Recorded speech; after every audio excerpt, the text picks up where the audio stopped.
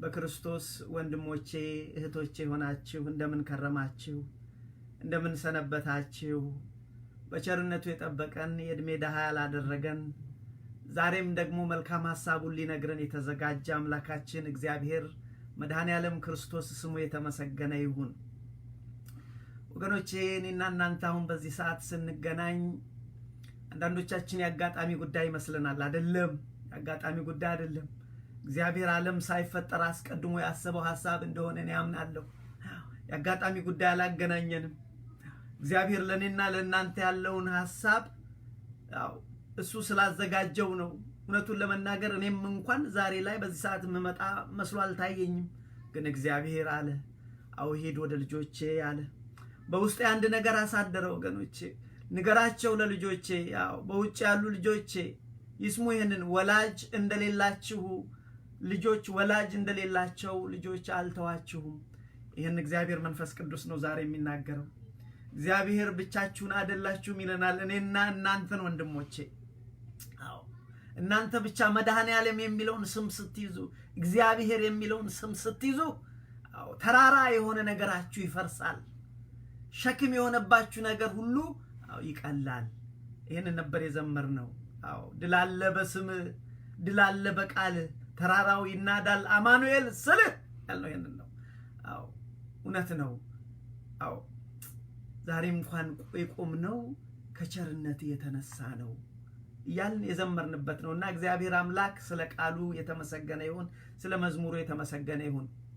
እንግዲህ ከሁሉ አስቀድሜ እንኳን ለበዓለ ጰራቅሊጦስ አደረሳችሁ። ይሄ ትልቅ በዓል ነው። በቤተ ክርስቲያን ትልቅ እንደ ትንሣኤ የሚከበረው በጣም ትልቅ በዓል ነው ወገኖቼ፣ ነገ የምናከብረው። ስለዚህ ዛሬ እግዚአብሔር አምላክ በዚህ በጰራቅሊጦስ በዓል ውስጥ ለኔና ለእናንተ ያለ ወላጅ እንደሌላቸው ልጆች አልተዋችሁም በሚል ርዕስ ያስተምረናል። እኔና እናንተ ከኔ ጋር የቆያችሁ ከኔ ጋር የነበራችሁ ታስታውሱ እንደው አላቅም፣ በዚህ በተከታታይ ሳምንታት ስንማር የከረምነው ስለ ተስፋ ትምህርት ነው። ወንድሞቼ የተስፋ ትምህርት ከመቼውም ጊዜ ያስፈልገናል። ለምን ብትሉ ተስፋችን እግዚአብሔር ነው። ለምን ብትሉ መጠጊያችን እግዚአብሔር ነው። ይሄን ያለ እግዚአብሔር እኛ የተዘለዘሉ ስጋዎች ነን፣ መሻገር አንችልም። በተለይ በዚህን ዘመን አሁን በግብ በምድራችን በቤታችን ተዘግተን ባለንበት በዚህ ዘመን የሞት ጥላኛ ላይ እንዲህ ባንጃበበበት በዚህ ዘመን ወገኖቼ የምንሻገረው አማኑኤልን ብቻ ይዘን ነው። መድኃኔ ዓለምን ይዘን ነው። እግዚአብሔርን ይዘን ነው ወገኖቼ የምንሻገረው።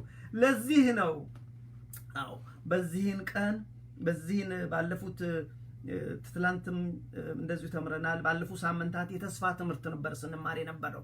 ይሁን እንጂ ከበዓሉ በረከትም ለማግኘት ደግሞ የሚደንቃችሁ ይሄም ራሱ የተስፋ ትምህርት ስለሆነ መደበኛ ትምህርታችንን ነገ ቀጥላለሁ። ዛሬ ግን ወገኖቼ ይሄ እግዚአብሔር በውስጣችን ያሳደረውን ዛሬ የሚነግረን መልእክት ልጆቼ ብቻችሁን አይደላችሁም፣ ልጆቼ ስሙኝ ይላል እግዚአብሔር። ወላጅ እንደሌላችሁ ልጆች አልተዋችሁም ይላልና በሱ ዙሪያ እንማራለን። ለመግቢያችን እንዲሆን አምላካችን መድኃኒታችን ኢየሱስ ክርስቶስ ስጋ ለብሶ በምድር ላይ በተመላለሰ ጊዜ ለሐዋርያት ያላቸውን ትላንት ዛሬ መንፈስ ቅዱስ ለኛ የሚለው መጀመሪያ ላንብበው። እንደዚህ ይላል። ላንብበው። እንደዚህ አለ። ወላጅ እንደሌላቸው ልጆች አልተዋችሁም፣ እኔ እሄዳለሁ፣ ነገር ግን ከናንተ ጋር ለዘላለም የሚኖር አጽናኝ መንፈስ ቅዱስን እልክላችኋለሁ። ስሙ ባካችሁ። እግዚአብሔር እንደዚህ ይላል፣ መንፈስ ቅዱስን እልክላችኋለሁ፣ እኔ እሄዳለሁ አላቸው። የዛን ጊዜ ለነሱ ዛሬ ለኛ ወላጅ እንደሌላቸው ልጆች አልተዋችሁም፣ እኔ እሄዳለሁ፣ ነገር ግን ከናንተ ጋር ለዘላለም የሚኖር አጽናኝ መንፈስ ቅዱስ እልክላችኋለሁ። እኔ እሄዳለሁ፣ ለዘላለም ከናንተ ጋር የሚኖር ሌላ አጽናኝ ይሰጣችኋል። አብ በስሜ የሚልከው በመጣ ጊዜ እርሱ ሁሉን ያስተምራችኋል፣ እኔም የነገርኳችሁን ሁሉ እርሱ ያሳስባችኋል። በዚህ ደስ ይበላችሁ፣ አይክፋችሁ እኔ ልሄድ ስል። እናንተ ግን በፍቅሬ ኑሩ ልጆቼ ሆይ አላቸው። እናንተ በፍቅሬ ኑሩ፣ ብትወዱኝ ትእዛዜን ጠብቁ። ትእዛዜን ለሚጠብቅ እኔ ራሴን እገልጥለታለሁ። ትእዛዜን ለሚጠብቅ እኔ ራሴን እገልጥለታለሁ። አባቴ እርሱን ይወዳል፣ ወደ እርሱ እንመጣለን፣ ከእርሱ ዘንድ መኖሪያ እናደርጋለን፣ በቤቱ አብረን እንኖራለን። በስሜ የምትለምኑትን ሁሉ አደርገዋለሁ። በስሜ የምትለምኑትን። ለዚህ ነው ቅድም ስንዘምር ወንድሞቼ አልነው። ድል አለ በስምህ፣ ድል አለ በቃልህ። ድል አለ በስምህ፣ ድል አለ በቃልህ። ተራራው ይናዳል አማኑኤል ስልህ፣ ተራራው ይናዳል መድኃኔዓለም ስልህ ያልነው ለዚህ ነው። እኔ አይደለሁም ያልኩት። መድኃኔዓለም ክርስቶስ ምን አለ? አባቴ ይወደዋል አለ ትእዛዙን። ብትወዱኝ ትእዛዜን ጠብቁ። ትእዛዜን ለሚጠብቅ እኔ ራሴን እገልጥለታለሁ፣ አባቴም ይወደዋል። ወደ እርሱ እንመጣለን፣ ወደ እርሱ እንመጣለን፣ በእርሱ ዘንድ መኖሪያ እናደርጋለን።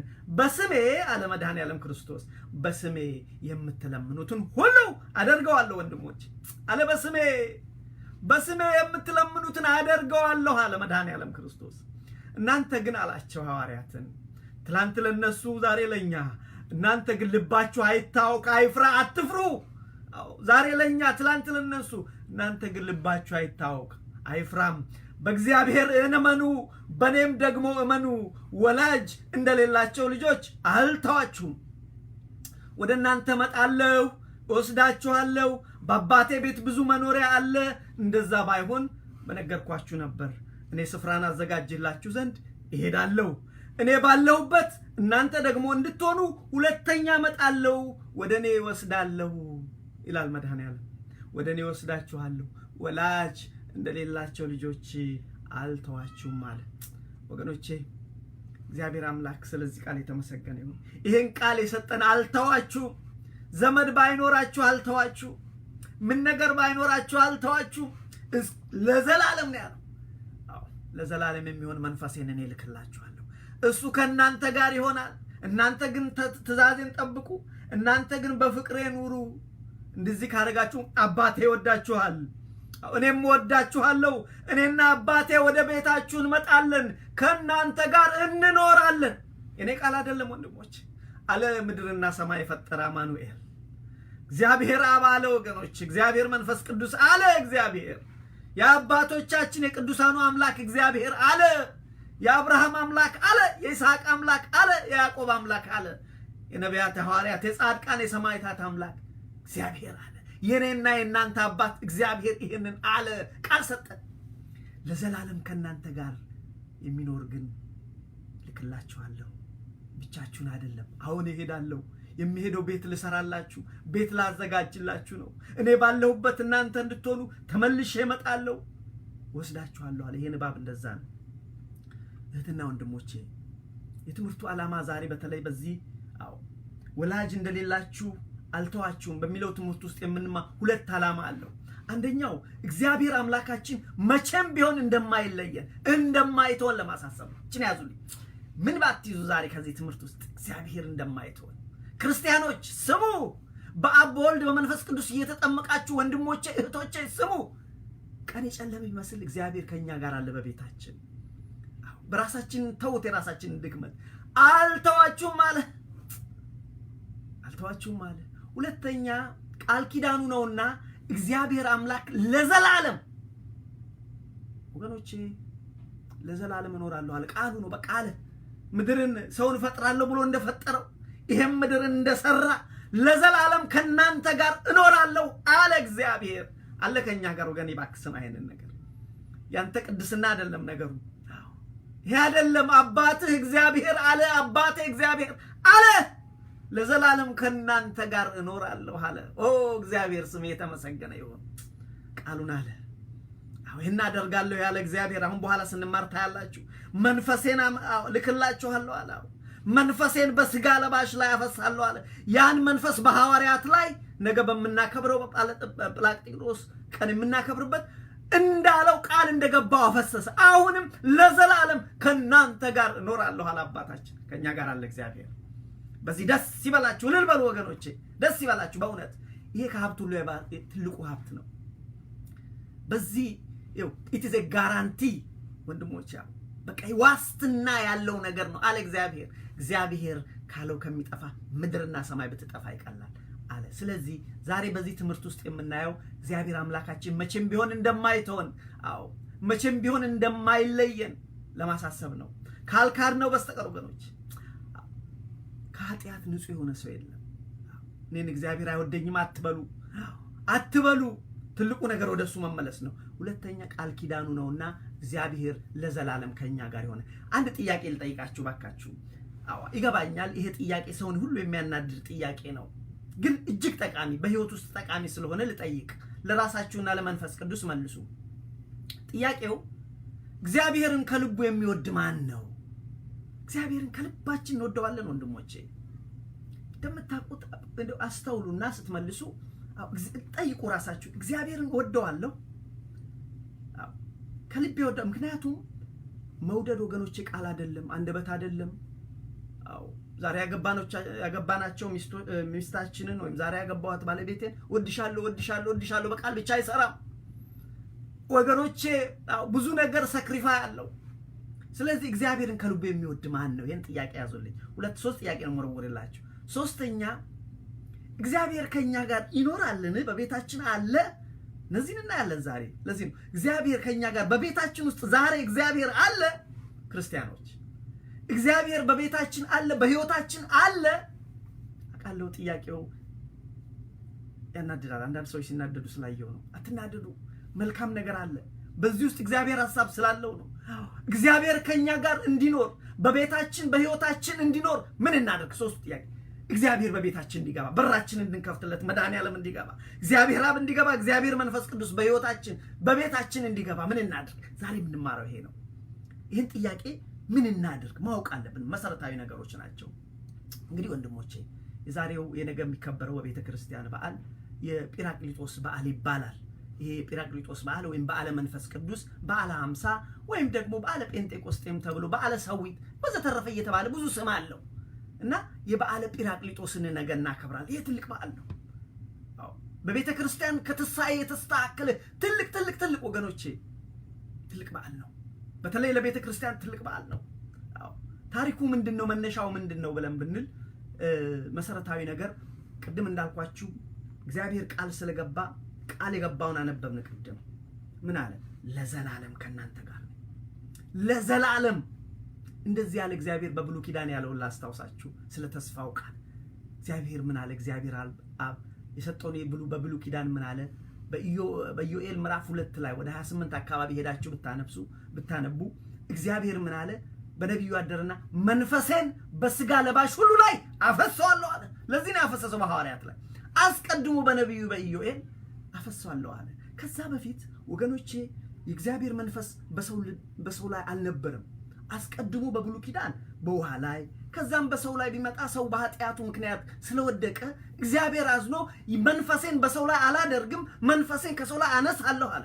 በኋላ ግን እግዚአብሔር መሐሪ ነው፣ ሩህሩህ ነው። በነቢያት አደረና ልጆቹ ነንና የፈጣን የእጁ ስራዎች ነንና ምን አለ? አይ አለና ያንን ተወውና ምን አለ? እግዚአብሔር መንፈሴን በስጋ ለባሽ ሁሉ ላይ አፈሳለሁ።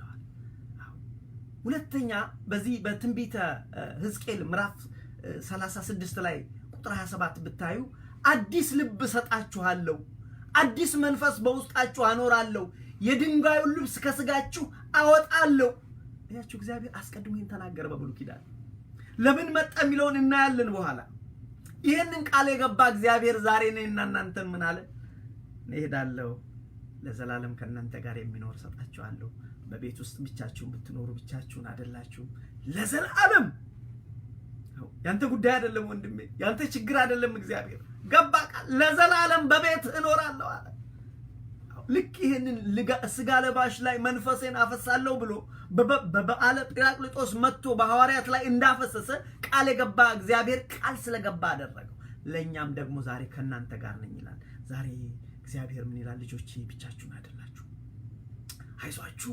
የጨለመ ቀን ቢመስል ወገን የሌለ ቢመስል ነገር ሁሉ ልክ ያልሆነ ቢመስል እግዚአብሔር እኔ ከናንተ ጋር ነኝ ይላል። ስለዚህ አስቀድሞ እግዚአብሔር አምላክ ቃል ገባ። በአዲስ ኪዳንም መድኃኒታችን ኢየሱስ ክርስቶስ እንደዚህ ብሎ ቃል ገባ። እንግዲህ ከመንፈስ ቅዱስ በፊት መንፈስ ቅዱስ ለምን እንደመጣ እንድታዩት ፈልጌ ነው። ምን አለ? ቅድም እንዳነበብነው እኔ ወደ አብ እሄዳለሁ፣ ወደ አባቴ እሄዳለሁ፣ ለዘላለም ከናንተ ጋር እንዲኖር ሌላ አጽናኝ ይሰጣችኋል፣ ሌላ የሚያረጋጋ ይሰጣችኋል፣ ሌላ ከናንተ ጋር በቤታችሁ የሚኖር ለሁሌ ከናንተ ጋር የሚኖር ይመጣል። እኔን የመሰለ እኔን የተካከለ እንደኔ የሆነ ሐዋርያት ባካችሁ አትፍሩ፣ አይዟችሁ፣ ተረበሹ፣ ያሳዝናሉ። እውነታቸውን እኮ ነው። ስራቸውን፣ ኑሯቸውን፣ ትዳራቸውን ጥለው ሄዱ። ሕይወት ነው ብለው ሄዱ። በመጨረሻ ላይ እኔ ሄዳለሁ ሲላቸው ደነገጡ። ስጋ የለበሱ ናቸው። መንፈስ ቅዱስን እስኪቀበሉ ድረስ ነገር ቶሎ አይገባቸውም። እንደኛ አሁን ዛሬ ጭልም ብንል በተለያየ ምክንያት እንደዚህ ነው። ስጋ ለባይ ነበሩ እነሱ መንፈስ ቅዱስን እስኪቀበሉ። ዛን ጊዜ አይክፋችሁ፣ አትረበሹ። እኔ ብሄድ ከኔ የተካከለ እንደኔ የሆነ መንፈስ ቅዱስን እልክላችኋለሁ፣ ጲራቅሊጦስን እልክላችኋለሁ። እሱ ከናንተ ጋር ለዘላለም ይኖራል። ወገኖቼ ለ100 ዓመት አላለም። ወገኖቼ ለስጋችሁ ዘመን ብቻ አላለም፣ ለዘላለም ይኖራል እሱ አለ እግዚአብሔር። እኔ አላልኩም ወንድሞች። ቀጠለና መድኃኔዓለም ክርስቶስ ይህንኑ ቃል አሁንም ሲናገር ቅድም እግዚአብሔር አብ ተናገረ፣ አስቀድሞ በሰው ልጅ ላይ በስጋ ለባሽ ላይ መንፈሴን አሳርፋለሁ ብሎ መድኃኔዓለም ክርስቶስ ደግሞ በአዲስ ኪዳን ይኸው እዚህ ጋር እንደምናየው እኔ ወደ አብ ሄዳለሁ ለዘላለም ከእናንተ ጋር የሚሆን ሌላ አጽናኝ መንፈስ ቅዱስ አጽናኝ የሚያበረታ ከእናንተ ጋር የሚሆን ብቸኛ እንዳትሆኑ የሚያደርግ የሚያጸና። የሰው ማጽናናት እዚህና እዚህ ነው ወገኖች። የእግዚአብሔር ማጽናናት ግን የሁሌ ነው። እግዚአብሔር ሲመጣ ጥያቄ ሁሉ ይመለሳል ወገኖች። ብዙ ጥያቄ ያላችሁ ወንድሞች እህቶች አላችሁ። እግዚአብሔር ሲመጣ ይመለሳል። እኔና እናንተ ጸንተን እንጠብቀው።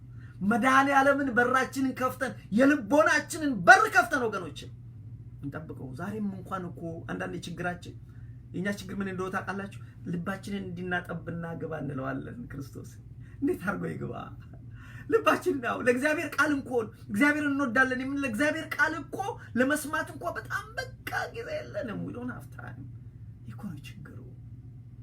እንዴት እንወደዋለን? ይሄ ምን ማለት do you know that እግዚአብሔርን ቃል ካልወደድን do you know that it's an insulting to God? ታውቃላችሁ ስድብ እንደሆነ የእግዚአብሔርን ቃል እኮ የሚጠላ ሰው እግዚአብሔርን ይሳደባል። ምን ማለቱ መሰላችሁ? የሚያሰለችው አስተማሪዎች የሉም ማለት አይደለም። የእግዚአብሔርን ቃል የሚጠላ ሰው ምን አይነት መሰለ? ንግግር አይጥመኝም፣ መስማት ይሄንን አልፈልግም። ወገኔ ይሄ ትልቅ ስድብ ነው። ጊዜ መውሰድ ያስፈልጋል፣ መረጋጋት ያስፈልጋል።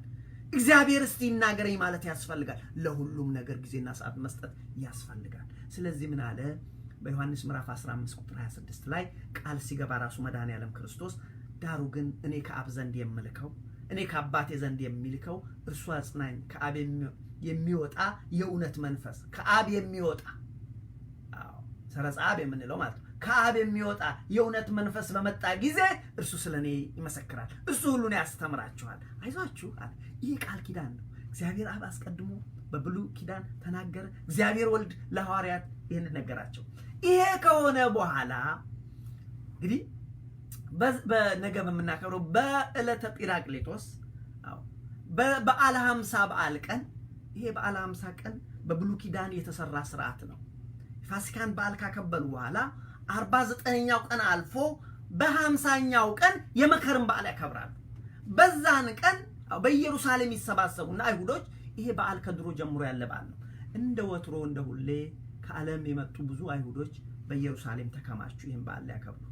ልክኛም ለመስቀል ወደ ሀገር ቤት እንደምንገባ፣ ለፋሲካ ወደ ሀገር ቤት እንደምንገባ፣ ለእንቁጣጣሽ ወደ ሀገር ቤት እንደምንገባ አይሁድ ገቡ ይላል። በዛን ቀን አንድ ድንቅ ነገር ሆነ። ነጣቂያው ለንፋስ የመሰለ ኃይለኛ ድምጽ ሰሙ። ዛን ሰዓት ሐዋርያት ወገኖቼ ብዙ ፍራቻ ብዙ ስጋት ስለነበራቸው በማርቆስ እናት ቤት ነበሩ።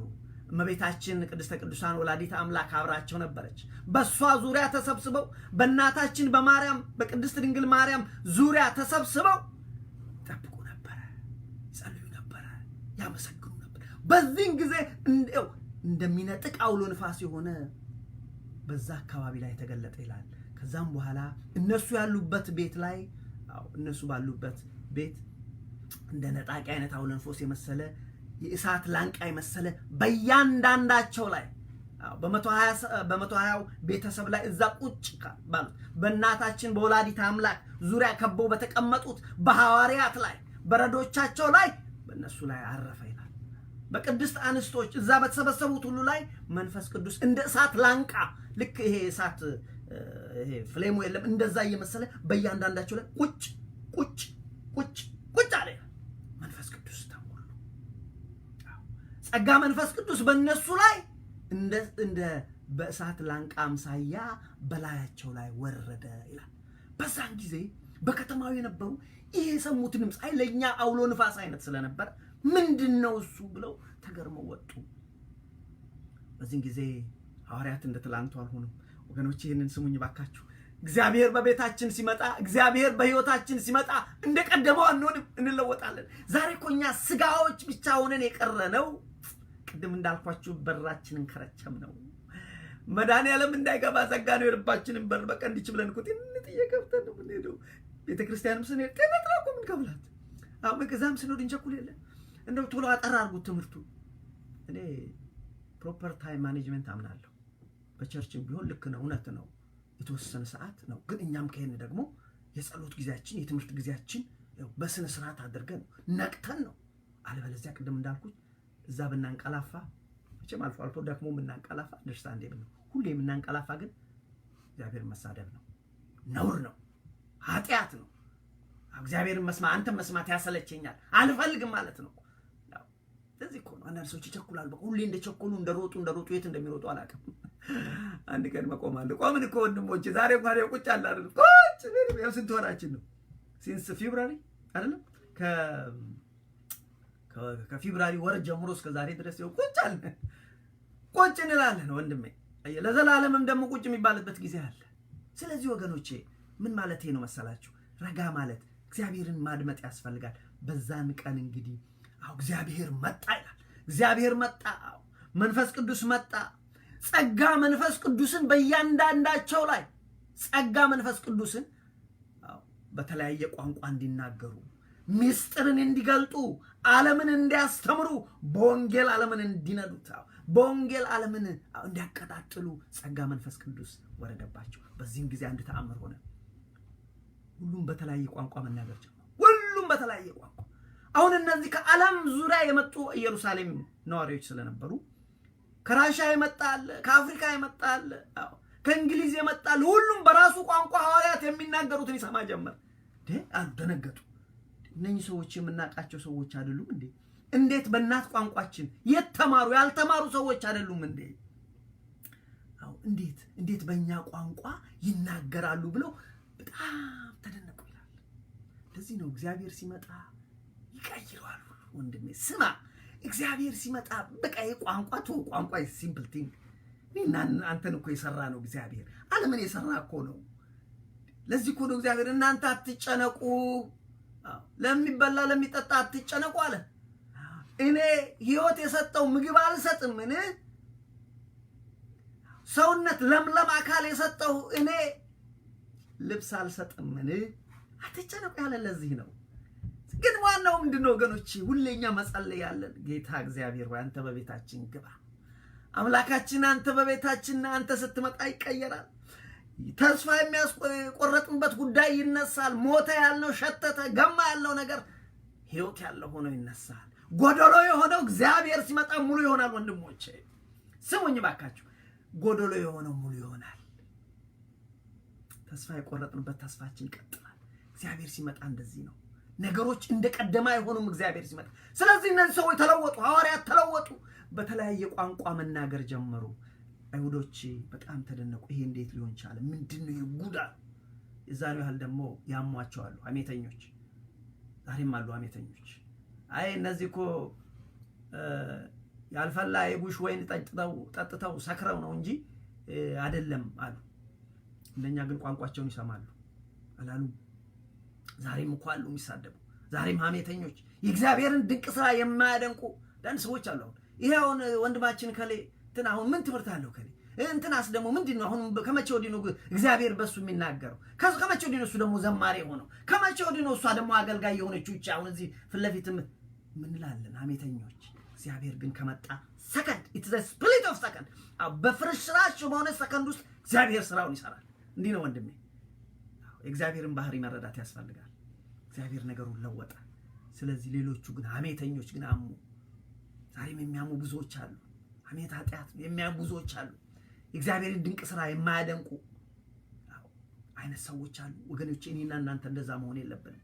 እግዚአብሔር ድንቅ ስራ ሲሰራ፣ በማንም ላይ ሲሰራ ክብር ለእግዚአብሔር ይሁን ማለት አለብን። እግዚአብሔር ሆይ ተመስገን፣ ክብር ላንተ ይሁን ማለት አለ። ደስ ሊለን ይገባል። ፊታችን መጥቆር የለበት እና እነኚህ ግን አሟቸው። በዚህን ጊዜ የሐዋርያት አለቃ የሆነ ታላቁ አባት ቅዱስ ጴጥሮስ ጠቀሰና ይላል፣ ስሙ እናንተ ኢየሩሳሌም የተሰበሰባችሁ ስሙ አላቸው። ይሄ እናንተ የምታዩትን እንደዚህ ሆነው እናንተ እንዳላችሁት ሰክረው ጉሽ ወይን ጠጅ ጠጥተው አይደለም ይሄን ያደረገው፣ እናንተና አባቶቻችሁ በገደላችሁት በኢየሱስ ክርስቶስ ነው። ሰክረው ሳይሆን ይሄ የሆነው እናንተ በገደላችሁት በመድኃኔዓለም በኢየሱስ ክርስቶስ ነው አላቸው። በኢየሱስ ክርስቶስ ነው ይሄ የሆነው ስሙ አላቸው። እናንተ እንደምትሉት ሰክረው አይደለም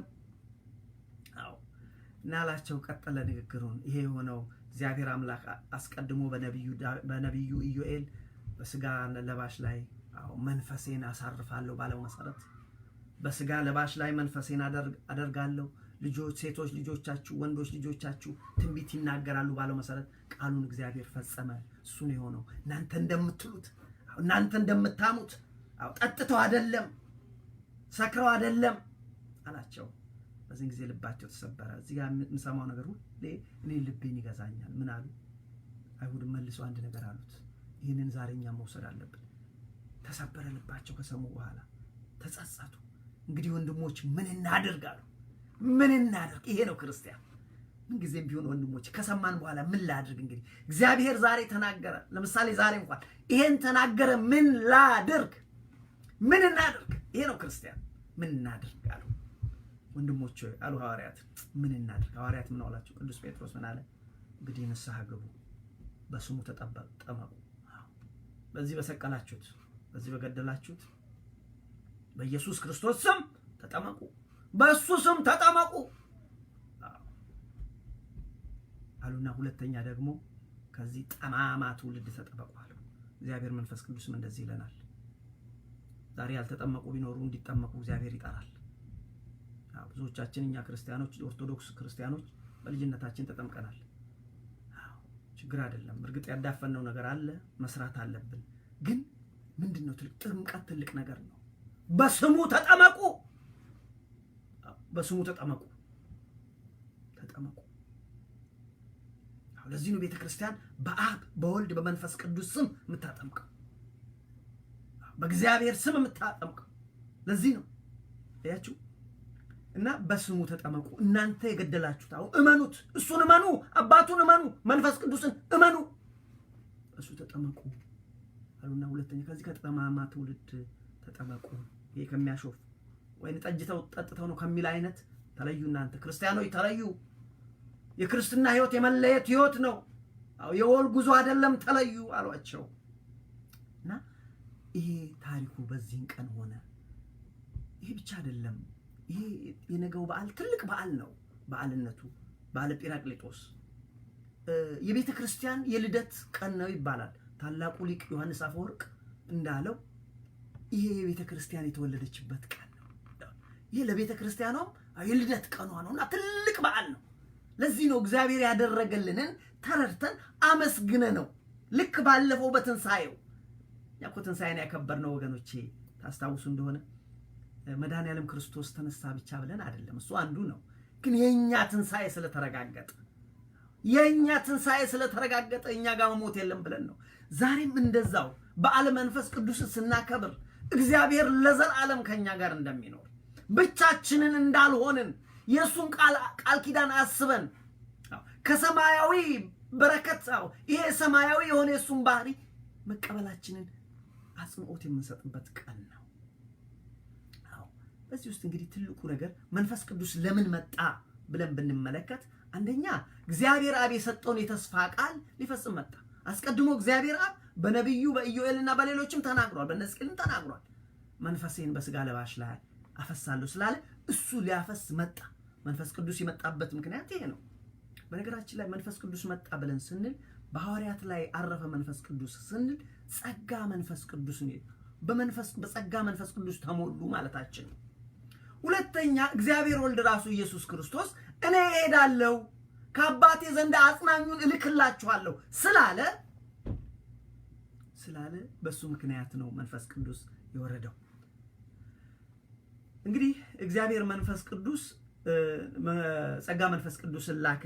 በመጨረሻም ታስታውሱ እንደው እኮ በተለይ ባለፈው ሳምንት ስንማር እኮ ስለ እርገቱ ስንማር አንድ ነገር አላቸው። ታስታውሱ እንደሆነ እንግዲህ ሊያርግ ሲል እያዩት አንድ ነገር አላቸው። ስሙ አላቸው ኃይልን ከሰማይ እስክትቀበሉ በኢየሩሳሌም ቆዩ። ለዚህ ነው ያንን ቃል ስለገባ መድኃኔዓለም ክርስቶስ ያን ቃል ስለገባ ኃይልን ከሰማይ ስትቀበሉ ድረስ በኢየሩሳሌም ቆዩ። እናንተ ልጆች ይለናል ኃይልን ከሰማይ እስክትቀበሉ በቤተ ክርስቲያን ቆዩ፣ ጸንታችሁ ቆዩ። አይመችም፣ የትም አይመችም። እዚህ ቤት አይመች፣ ስራ ቦታ አይመች፣ ቤተ ክርስቲያንም አይመች። ቤተ ክርስቲያን አሁን የሰላም ቦታ ነበር መሆን የነበረችበት። የሚገርማችሁ በዚህ ዘመን የሰላም ቦታ አይደለች። ጣፍታ በጣም ከባድ፣ በጣም በስራና በቤታችን እንኳን የሱን ያህል አንፈተንም እውነቱን ለመናገር። ስለዚህ ይሄንን ሰው መገንዘብ አለበት። እኔ ሲሄድ እግዚአብሔርን ላገኝ ነው ብለን ነው መሄድ ያለብን። ሄደን እግዚአብሔርን አግኝተን መንፈሳዊ በረከቱን ሸምተን እኛ ይዘን መሄድ ብቻ ነው። የሚያሙ ይኖራሉ፣ ክፉ የሚናገሩ ይኖራሉ፣ መለያየት ትምህርት የሚያስተምሩ ይኖራሉ፣ የጥላቻ ትምህርት የሚያስተምሩ ይኖራሉ፣ የግድያ ትምህርት የሚያስተምሩ ይኖራሉ። እነሱ የሚያመልኩትን ገንዘብ ስለሱ ቀኑ ሙሉ የሚያወሩ ይኖራሉ። እነሱ ይኖራሉ፣ መቼም ይኖራሉ። ትላንት ነበሩ፣ ዛሬም ይኖራሉ። ወንድሞቼ የዋሃቱን እሱን እኛ ግን ስንሄድ ቤተክርስቲያን እግዚአብሔርን አግኝተን ጸጋ መንፈስ ቅዱስን ተሸክመን መሄድ ነው። ዓላማችንን ማወቅ አለብን። ብልጥ መሆን አለብን ወገኖች። ችግሩ አለ፣ የትም ድሮም ነበረ፣ ዛሬም ይኖራል። የዋህ እንሁን። ስለዚህ ለምን መጣ ብለን ብንል በዚህ ምክንያት ነው። እንግዲህ መድኃኔዓለም ምንድነው? ኃይልን እስክትቀበሉ፣ መንፈስ ቅዱስ ኃይል ነው። ኃይልን እስክትቀበሉ በስጋችሁ አትችሉ። አያችሁ፣ አሁን ብትሄዱ ለማስተማር ብትወጡ፣ በተለያየ ዓለም ስትሄዱ ስሜን ስትጠሩ፣ ኢየሱስ ክርስቶስ የሚለውን ስም ስትጠሩ ሰይፉን ይዞ የሚመጣ ብዙ አለ። አትችሉም። አሁን ኃይልን ከሰማይ እስክትቀበሉ በኢየሩሳሌም ቆዩ ብለን ባለፈው ሳምንት ተማርን። በሱ መሰረት ያን ኃይል ላከው መድኃኔዓለም፣ ላከው ያንን ኃይል ወገኖች፣ አፈሰሰው። እግዚአብሔር ይመስገን። ይሄን ያደረገ እግዚአብሔር ይመስገን ወንድሞቼ። በዚህ መሰረት ነው የመጣው መንፈስ ቅዱስ። ኃይልን እስክትቀበሉ በኢየሩሳሌም ቆዩ። ለዚህ እኮ ነው በስጋ በነበሩበት ሰዓት አይታችሁ ከሆነ ተስፋ ቆርጠው ነበረ። ተስፋ ቆርጠው ሁሉ እኮ ሄደው ነበረ። ሰሞኑን ስንማር አሳ ሊያጠምዱ ሁሉ ሄዱ። መንፈስ ቅዱስን አልተቀበሉም፣ አልተሞሉም። ከዛም በኋላ ግን የተለዩ ሆኑ፣ እስከ ሞት የተገቡ ሆኑ። እነ ቅዱስ ጴጥሮስ እስከ መጨረሻ ሲሆን እንደ ድሮ አልፈሩም፣ አልሸሹም።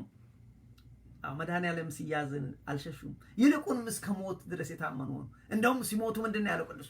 እኔ እንደ አምላኬ እንደዚህ ወደ ላይ አልሰቀልም፣ ይልቁንም እንደዚህ ሰቀላለሁ አሉ። የቁልቁሊት ሰቀላለሁ አሉ። አያችሁ፣ ታላችሁ፣ እንደ አምላኬ አልሰቀልም ወደ ላይ። እሱ ከሱ እንደሱ አይደለም። ይህንን የሚከብደውን ነገር የቻሉት መንፈስ ቅዱስን ስለተቀበሉ። ለዚህ ነው ቆዩ የተባሉት። ኃይልን እስክትቀበሉ በኢየሩሳሌም ቆዩ የተባሉት። እንግዲህ በዚህ ምክንያት ነው። ሌላው ቅድም ያነሳ ነው በርዕሳችን እንዳየነው ለሐዋርያት ይገባላቸው ቃል ኪዳን ነበረ። ምን አላቸው? በሰጉ ጊዜ መሄዴ ነው ባላቸው ጊዜ መምህራቸው፣ አባታቸው፣ አምላካቸው መሄዴ ነው ባላቸው ጊዜ አይዟችሁ እኔ ሌላ የሚያጽናና ልክላችኋለሁ። በዚህ ላይ ደግሞ እናንተን ወላጅ እንደሌላችሁ ልጆች አልተዋችሁም። እቺን የተነሳንበት አይደለም? ወላጅ እንደሌላቸው ልጆች አልተዋችሁም ስላለ ለዚህ ነው መንፈስ ቅዱስን የላከላቸው። ዛሬም እግዚአብሔር ይላል ልጆቼ ይህን የምትሰሙ ወላጅ እንደሌላቸው ልጆች አልተዋችሁም። ወላጅ የሌለው ልጅ በጣም ያሳዝናል፣ በጣም ያሳዝናል። አይታችኋል? ወላጅ የሌላቸው ልጆች ጠዋት ይወጣሉ፣ ሌሊት ይገባሉ። ነኝ ምንድን ነው የሚባሉት? እዚህ ሀገር ሆምለስ እላቸዋለሁ። ኢትዮጵያ ውስጥ ይሄ ቤንዚን እያሸተቱ ስንት ልጆች በድልድይ ስር ይቀመጣሉ፣ ወላጅ የሌላቸው ልጆች። ወገኖቼ ስሙ ይሄንን። እግዚአብሔር መንፈስ ቅዱስ ምን አለ? እናንተን አልተዋችሁም፣ ወላጅ እንደሌለው ልጆች አልተዋችሁም። እናንተም የተዘጋጃችሁ ሁኑ ኢትዮጵያውያን። እግዚአብሔር መንፈስ ቅዱስ ምን ይላል መሰለ? ወላጅ የሌላቸው ልጆች እናንተ ደግሞ አስቡ ይለናል ዛሬ። አስቧቸው። ቤንዚን እየጠጡ በአዲስ አበባ መንገድ ላይ በኮሮና ዘመን ምን ይዋጣቸው እነዚህ ልጆች? ወገኖቼ እኛ ተከፋፍለን የሚያስተባብረን እንኳን አተን ለነሱ ማድረስ አቅቶ በትላንት ትምህርቴ እንዳልኩት አንድ ብር ማውጣት አቅቶ በገጠሪቱ ኢትዮጵያ ያሉ እናቶቻችንን መርዳት አቅቶ ጉዳዩ የሚሄደው ለከሌ ነው፣ ለዚህ የፖለቲካ ድርጅት ነው፣ ለዛ ነው አሉ። ወንድሜ አንድ ነገር ልንገር። አንደኛ እንደዛ ከሆነ አጥርተህ ለፖለቲካ ድርጅት ከሆነ አትስጥ። እኔም አልሰጥም ለፖለቲካ ድርጅት። ነገር ግን በገጠር ላሉ እናቶቻችን በአዲስ አበባም ቤንዚን ለሚስቡ ህፃናት ልጆች የሚውለውን ገንዘብ እንዳንሰጥ የምትከለክል ዛሬ እነግርሃለሁ፣ በክርስቶስ ፊት ተጠያቂ ትሆናለህ። የፖለቲካ መሪ ነኝ የምትል አክቲቪስት ነኝ የምትል አገራችን ኢትዮጵያን ወገድ ነው እናቶቻችንን በጀርባቸው የሚሸከሙት ውሃ ስንት ኪሎ ሜትር ሄደው እንደሚቀሩኛ እናውቃለን። በገጠር የተወለድን ያደግን። ለነሱ ውሃ እንዳይገባላቸው ምክንያት እየፈለክ እኔ እዚህ ጎሳ ነኝ እኔ እዛ ጎሳ ነኝ እያልክ ለወገኔ እንዳይደርስ ብትሆን እግዚአብሔር ይጠይቃል፣ መድኃኔዓለም ይጠይቃል። ንስሐ ግባ። እናንተም በእነሱ ተታላችሁ ወንድሞቻችሁን ያረዳችሁ ዛሬ ተመልሳችሁ ወንድሞቻችሁን እርዱ። የምትችሉትን እርዱ። እግዚአብሔር ይላል። መንፈስ ቅዱስ ይናገራችኋል። ዛሬ ይናገራችኋል መንፈስ ቅዱስ። ቤንዚን በአዲስ አበባ ከተማ ላይ ቤንዚን እያሸተቱ ያሉ ህፃናት አለ። የአዲስ አበባ ከተማ አስተዳደር አሁን አንዳንድ ስራዎች እየሰራ ነው አሉ። እሱንም ልታግዙ ይገባል። መልካም ሲሰሩ መልካም ከሚሰሩ ሰዎች ጋር መቆም የተገባ ነው። ነገር እድሜ ልካችንን ነገሮችን እያወሳሰብን አንሂድ። ክፉ የሚሰሩትን መቃወም የተገባ ነው። መልካም የሚሰሩትን መተባበር የተገባ ነው። ህፃናት ሲሰበስቡ ሆምለስ ሲሰበስቡ አብረናቸው ልንሰራ ቤተክርስቲያን ልትሰራ ይገባል። ይሄ ቤተክርስቲያን ስራ ነበረ። ሌሎች ሲሰሩ ደግሞ አንቆም። መንገድ ላይ አትቆም እባክህ። አንድ ነገር ልንገራችሁ፣ እግዚአብሔር ለነዛ ልጆች ያስነሳላቸዋል። ለኛ ግን ወዮልን። ወንድሞቼ ስሙ፣ በትህትና ሆኜ ልንገራችሁ። እግዚአብሔር እነዛን ልጆች እነዛ ቤንዚን የሚስቡ ልጆችን እግዚአብሔር ያስነሳል፣ ያመጣል፣ ይታደጋቸዋል። አንድ ቀን በክርስቶስ ቀን ይታደጋቸዋል። ለኛ ግን ወዮልን። ሰምተን እንዳልሰማ ይሆን። አንድ ብር ስጡ ሲባል እናሳፍር ሰዎች ነን። ሰይጣን በገዛ ወንድሞቻችን ላይ አድሮ እንዳናወጣ ከለከለን። መንፈስ ቅዱስ ዛሬም የሚለን ታዲያ እኔ ግን እንደነዛ ልጆች አባት እናት እንደሌላቸው አልተዋችሁም፣ እኔ አልተዋችሁም። ስለዚህ እኛም ደግሞ ወገኖቼ እግዚአብሔርን ድምፅ እንስማ፣ እግዚአብሔርን ድምፅ እንስማ። ስንት ዘመን ነው የምንኖረው? ስንት ወንድሞቻችን ተጠሩ ትላንት ከትላንት ወዲያ። ምን መሆናችን ነው? አዙረን ማሰብ እኮ ያስፈልጋል። እንደ እስራኤልን ምን አለው እግዚአብሔር? ይህን ህዝብ አጠፋል። ይሄ ህዝብ አንገተ ደንዳና ህዝብ ነው አለ። ከኛ በለጠ አንገተ ደንዳና አልነበረም። አንገተ ደንዳና ማለት አዙሮ የማያስተውል አንገቱ የደረቀ መዞር አይችልም። አያችሁ? አንገተ ደንዳና ያለፈውን የማያውቅ የኖረበትን የሚረሳ። እኛ አሁን አሜሪካን ሀገር መተን እንዴት ነው ደሃ ህዝባችንን የምንረሳው?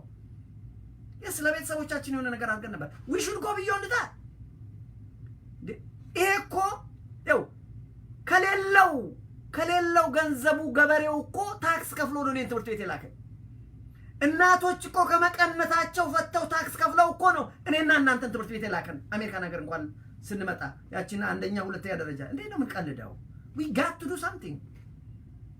ጭራሽ ከሌሎች ጋር ሆና ቤተክርስቲያን አብረን እኛ መስራት ያለብንን መልካም ስራ ሌሎች ሲሰሩ መቆም የለብንም። ክርስቲያን ነኝ ብሎ በእግዚአብሔር ስራ ላይ እንቅፋት ሆኖ የሚቆም እግዚአብሔር ይጠይቀዋል። ስለዚህ ወገኖች መድኃኔዓለም ግን ምን አለን? አይዟችሁ። እንግዲህ ለምን መጣ ብለን ስንል ወላጅ እንደሌላቸው ልጆች አልተዋችሁም ማለት። ይህንን ጊዜ መቼ ነው ያላቸው ብላችሁ ብትሉ መድኃኔዓለም ክርስቶስ የምድር ስራውን ጨርሶ ወደ አባቱ ሊሄድ ሲነሳ የዮሐንስ ወንጌል ምዕራፍ 14 ላይ ሄዳችሁ ሙሉን አንብቡት። የስንብት ንግግር ነው። የስንብት ንግግር በጣም ያሳዝናል። ሁልጊዜ ፌርዌል ይሉታል በዚህ በእንግሊዝኛው። በጣም ያሳዝናል። እንግዲህ አላቸው ማጽናኛ፣ አይዟችሁ፣ አትፍሩ አላቸው። እኛንም እግዚአብሔር አትፍሩ ይለናል። ወንድሞች በቤታችሁ ተደብቃችሁ ብትኖሩ ችግር ቢገጥማችሁ፣ ዛሬ ችግር አለባችሁ፣ ኢትስ ኦኬ፣ ችግር ያልፋል። ስሙኝ እናንተ፣ ችግር ያልፋል። ችግር ለዘላለም አይደለም፣ ያልፋል። እግዚአብሔርን እንያዝን እናንተ። ስለዚህ አይዟችሁ አትፍሩ አላቸው። እውነታቸው ነው። እነሱ ቀደም እንዳልኳችሁ ብዙ ነገራቸውን ጥለው፣ እኛ እኮ ብዙ ነገራችንን ጥለን የተከተልን አሉ። ህይወት ነው ብለን አንተ ሄዳለሁ ትለናለህ፣ እንደ ሰው ነው በስጋ መንፈስ ቅዱስን ስላልተሞሉ። ለዚህ እኮ ነው የሐዋርያት ላስት ዊክ ስንማር በነበረው ትምህርት ላይ ግን ከሙታን ተነስቶ አይተውት እንደገና ደግሞ ሲያርግ እንዲህ ይኸው ከፍ ከፍ ከፍ ያለ ሲያርግ ሲያዩት ደስ አላቸው ነው። ወደ ቤታቸው ደስ አላቸው። እንደበቀደመው እንዳለፈው ጊዜ አላንጎራጎሩ፣ አላዘኑ፣ እርግጠኛ ሆኑ። እሱም ደግሞ እኮ መጥፋት ይችል ነበር፣ ግን እነሱ እርግጠኛ እንዲሆኑ ቀስ ያለ ያላቸው አዩት። ወንድሞች እርግጠኛ እኮ እንዲሆኑ ባለፈው ከፍቷቸው ነበር። ስለዚህ ይህን መቼ ነው ያላቸው? ወላጅ እንደሌላችሁ ልጆች አልተዋችሁም ያላቸው የስንብብት ንግግር ባደረገበት ጊዜ ነው። እኔ ሄዳለሁ፣ ብቻችሁን አልተዋችሁም፣ ይልቁንም መንፈስ ቅዱስን ከእናንተ ጋር እንዲሆን እልክላችኋለሁ ባለው የአብን ተስፋ አብ የሰጠውን አስቀድሞ ተስፋ እኔ እሱን እልክላችኋለሁ አላቸው ብሎ አላቸው። በዚህ ንግግር ውስጥ እንደው ዝም ብዬ ማለፍ ስለማልፈልግ አንኳር ወርቅ የሆኑ ነገሮች ስላሉ እነሱን እንደው አለፍ ብለን እናያቸዋለን። በዚህ በንግግር ውስጥ በተለይ እኔ ሄዳለሁ ሲል ካላቸው ንግግሮቹ ምን ማለት መጀመሪያ ላይ እኔ ሄዳለሁ፣ ልባችሁ አይታወክ፣ ሌላ አጽናኝ እልክላችኋለሁ፣ ሁሌ እርሱ ከእናንተ ጋር ይኖራል። ይሄ የመጣው መንፈስ ቅዱስ እኛም በጥምቀት የተቀበልነው መንፈስ ቅዱስ ሁሌ ከኛ ውስጥ የሚኖር ነው። አንዳንድ ጊዜ ስራ ሲሰራ ለምን አናየውም ብላችሁ ብትሉ አዳፈን ነው። እሳት ሲዳፈን ታውቃላችሁ? በገጠሪቱ ኢትዮጵያ እናቴ ድሮ እንጨት ያመጡና ወይ ደግሞ ኩበት አለ። እሱን ኩበት ማታ ይቀብሩታል፣ እሳት ውስጥ ይቀብሩታል እና በአመድ ይሸፍኑታል። ጠዋት ላይ ሰው ቤት አይሄዱ። ያንን አመዱን እንዲህ ገለጥ ሲያደርጉ ያቺ ማታ የነበረው ግንድም ቢሆን ያስቀመጧት ትንሽ የምላስ የምታክል ሆና ታድራለች። ጠዋት ላይ ለእኛ ቁርሳችንን እማማ ትሰራለች በሱ። አያችሁ፣ ቤቱ ጠዋት በሱ ይሞቃል። ዛሬም እኛ ውስጥ መንፈስ ቅዱስ ባይሰራ ወገኖች ገለጥ ብናደርገው ቤቱ ይሞቃል። በመንፈስ ቅዱስ እንቀጣጠላለን። ጥሬ የሆነው ይመስላል። ልክ ጥሬው እንደበሰለ በዛ እሳት ወንድሞች፣ የእግዚአብሔርን ስራ ለመስራት እንነቃቃለን። ስለዚህ ትልቁ ነገር መንፈስ ቅዱስን እልክላችኋለሁ እንዳለ እዛችሁ ውስጥ እንግዲህ በተለይ ልባችሁ አይታወካል። እኛንም ደግሞ ዛሬ ምን እንደሚላችሁ መንፈስ ቅዱስ ልጆች ችግር አለ፣ ኮሮና ቫይረስ ችግር አለ፣ ልባችሁ አይታወክ። እናንተ ግን የተዘጋጃችሁ ብዙ ዝግጅት አለ። የአንድ ደቂቃ የሁለት ደቂቃ በቃ እግዚአብሔርን ማግኘት እኮ ዛሬ ከእግዚአብሔር ጋር እኮ መነጋገር ነው። አባቶ ተመልሼ መጥቻለሁ ማለት ነው። ተንበርክኮ እኮ እግዚአብሔር ሆይ መጥቻለሁ። ከንስሐ አባቶቻችን ጋር ከአባቶቻችን ጋር መነጋገር ነው። መነጋገር ነው። አጥፍቻለሁ፣ በድያለሁ እግዚአብሔር፣ ዛሬ ግን መጥቻለሁ። ወንድሞቹንም መንገር ጸልዩልኝ። ራስም ጸልያለህ። ለአባቶች ለመንፈሳዊ አባት ለንስሐ አባትም ትነግራለህ። አባቶችም ደግሞ እግዚአብሔር እንግዲህ ካህን በዚህ በሰውና በእግዚአብሔር መካከል ሆኖ ይህንን የሚሰራ ነው እውነቱን ለመናገር። ስለዚህ ወደ እግዚአብሔር መመለስ አለብን። እግዚአብሔር እንደዚህ ካደረግን ዛሬ ይቀበለናል። በር ላይ ሆኖ ይጠብቀናል። ና ልጄ ስላለፈ አይቸገርም፣ አይጠይቅም። ባለፈው እንደተማረው ሉቃስ 15 ላይ አይታችኋል። ያን ሕፃን ሲመጣ ገንዘቡን ሄዶ ከማይሆን ከሴተኛ ዳሪዎች ጋር ከማይሆን አጥፍቶ ሲመጣ አንተ መጣህ ያን ገንዘብ እባክህ አጥፍተህ የትም ከማይሆኑ ሴቶች ጋር እኔን ስሜን የሚያሰድብ ውለህ ከርመህ መጣ ደሞም መጣ አላለውም። ወርቅ አምጡለት፣ መልካም ልብስ አምጡለት፣ ፍሪዳው ይታረዳል። መድኃኔዓለም ዛሬ እንደዛ ነው የሚለው። ዛሬ እኛ ወደ እሱ ስንመለስ ኑ ልጆቼ ነው የሚለን ወዶች። ስለዚህ ወደ እግዚአብሔር እንመለስ። ሌላው ልባችሁ አይታወክ ይለናል እግዚአብሔር ዛሬ። አይዟችሁ ብቻችሁን አይደላችሁ። እዚህ ውስጥ ያየነው ሌላው ለዘላለም ከናንተ ጋር የሚኑክልክላችኋለሁ ነው ያለው እግዚአብሔር። ወገኖቼ ለዘላለም ስላለ እኛ ለዘላለም የሚሆን እግዚአብሔር በቤታችን በህይወታችን አለ። ቅድም እንዳልኩት እኛ አዳፍነው ነው እንገላልጠው አለ እግዚአብሔር በቤታችን። ለዚህ ነው ቅድም እግዚአብሔር በቤታችሁ አለ ወይ ብለን የጠየቅነው። እኔ ግን ሄዳለሁ አለም። ለምን ነገራቸው? እኔ ግን ሄዳለሁ። ምን ሊያደርግ ነው የሚሄደው? መድኃኔዓለም እኔ ሄዳለሁ፣ ስራ አለኝ፣ እኔ ሄዳለሁ። አንደኛው ላይ ቀደመ ክብሩ ይመለሳል። ልክ ነው። ግን በተጨማሪ እኔ ሄዳለሁ፣ ቤትን ላዘጋጅ ሄዳለሁ።